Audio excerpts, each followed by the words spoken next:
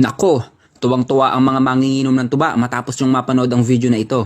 Sa hindi pa nakakaalam, ang tuba ay galing sa dagta ng bulaklak ng puno ng nyog. Ito ay nagtataglay ng probiotics, polyphenols at nutrients. Ang probiotics ay good bacteria. Siya lang naman ang nalaban sa mga bakterya sa ating tiyan. Kailangan natin ng probiotics para mapangalagaan ang ating tiyan laban sa mga bakterya. Habang ang polyphenols ay isang malakas na antioxidants na tinatarget mapaganda ang ating puso. Mayaman din ang tuba sa vitamin C, potassium at nagtataglay din ng choline, B vitamins, iron, copper, boron, magnesium, manganese, phosphorus at zinc. Ang mga nabanggit ay mahalaga na kailangan ng ating katawan sa araw-araw. Ayon sa pag-aaral, ang polyphenols ay isang plant compound na makatutulong labanan ang chronic disease gaya ng diabetes at heart disease. Ang suka na nagmula sa tuba ay nakatutulong sa pagbalanse ng ating blood sugar. At malaking tulong din ito sa may type 2 diabetes. Kung papapiliin ako ng suka, doon ako sa natural at walang halong kemikal. Nakakabawas din ito ng timbang dahil wala itong calories. At mayaman ito sa acetic acid. Ito yung compound na nakakabawas sa pagkaramdam ng gutom. Bagay ito sa mga taong nagda-diet. Sabi pa ng mga pag-aaral ng eksperto sa kalusugan, ang pag-inom ng 2 kutsarang suka mula sa tuba ay nakasusunog ng ating taba sa tiyan. At nababalanse niya rin ang blood triglycerides level, mga bagay na nagdudulot ng sakit sa ating puso. Huwag ka lang papasobra sa pag-inom ng tuba dahil maaari mo itong ikapahamak pag nagalit ang asawa.